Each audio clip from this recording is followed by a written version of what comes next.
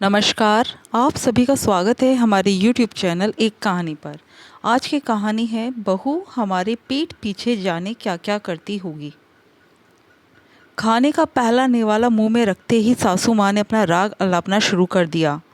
हे भगवान, अच्छी बहू पल्ले पड़ी है मेरे, खाना बनाना भी नहीं आता। 3 महीने हो गए शादी को, लेकिन अभी तक वही के वही हाल है।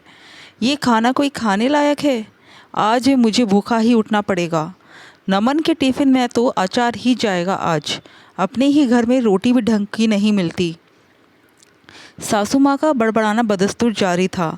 खाना खाती जा रही थी और खाते खाते 2 बातें सुनाई जा रही थी। पर मजाल कि घर में कोई और सदस्य कुछ कह जाए। वैसे भी सासू माँ धीरे तो बोलती ही नहीं, तो वो रसोई में काम करती हुई सुनैना को सब कुछ साफ साफ सुनाई दे रहा था। पर उसे तो नमन को टिफ़िन पैक करके देना था, इसलिए सासू माँ की बातों में ध्यान देने से अच्छा जल्दी जल्दी हाथ चलाने में लगी हुई थी। दरअसल आज सुनैना ने आलू की रसेदार सब्जी बनाई थी। घर में छाछ नहीं थी। उसने घर में सभी से कहा, लेकिन कोई लाने को तैयार नहीं था, तो उसने छाछ की जगह टमाटर डाल दिए। सासू माँ और नमन को आलू की सब्जी में छाछ पसंद है, बस उसी बात को लेकर उनका बोलना जारी था। सुनैना जब भी खाने में कोई बदलाव करती या कुछ नया करती, तो घर में कोई भी आसानी से पचा नहीं पाता, यहाँ तक कि उसका पति नमन भी नहीं। इसलिए टिफ़िन में पराठे के साथ अचार रखा और 2 लेक्चर पति की तरफ से भी सुने।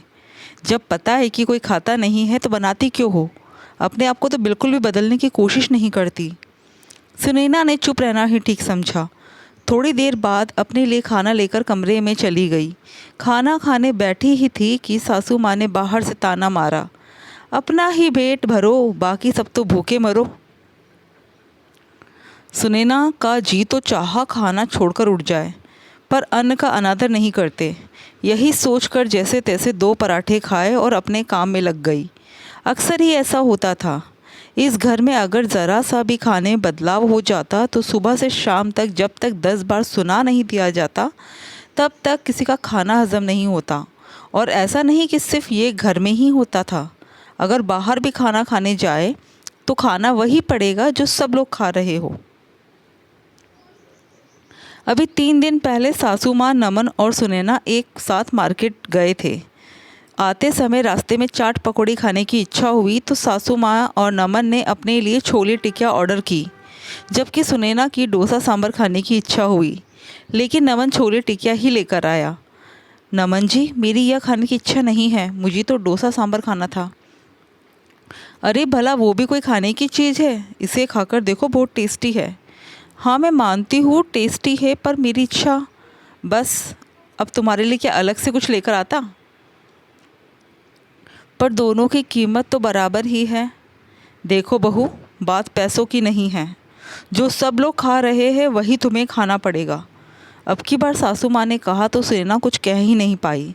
सुनैना का जी भर आया, पर चुपचाप छोले टिकिया खाए और सबके साथ घर आ गई। आज शाम को ननद के होने वाले सास ससुर आ रहे थे, तो घर में छोले भटूरे बन रहे थे।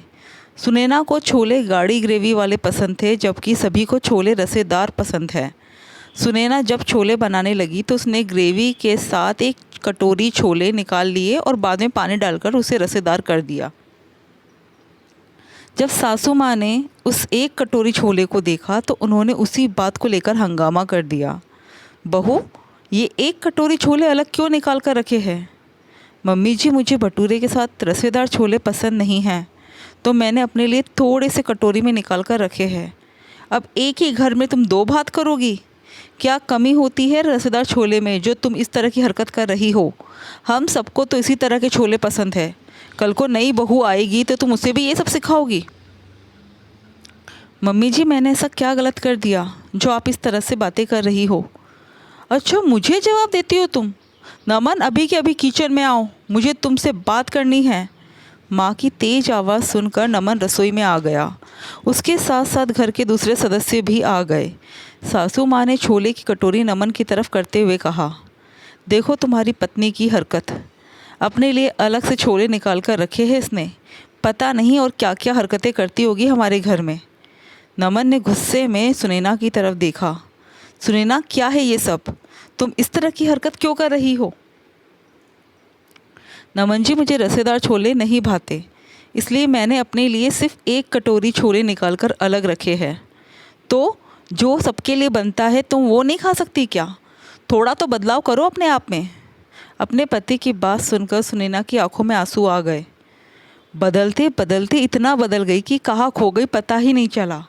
आप सब लोग एक दिन भी अपने खाने के स्वाद में बदलाव नहीं कर पाते, तो सोचो बचपन से लेकर अब तक मैंने जो स्वाद मेरे मुंह पर रखा उसको कैसे बदल दूं। आप लोगों का खान पान हमारे घर के खान पान से बहुत अलग है, पर फिर भी मैं कोशिश करती हूँ कि मैं इस घर के हिसाब से अपने आप को एडजस्ट करूँ। पर नहीं, एडजस्ट तो सिर्फ बहू को करना है, घर के लोगों को नहीं। जो आप लोग चाहो वही मैं खाऊं, ये क्या बात हुई? मैंने कौन सा अलग से खर्चा करके कुछ और बनाया है? जो बन रहा था उसी में से तो एक कटोरी निकाल कर अलग रखा था।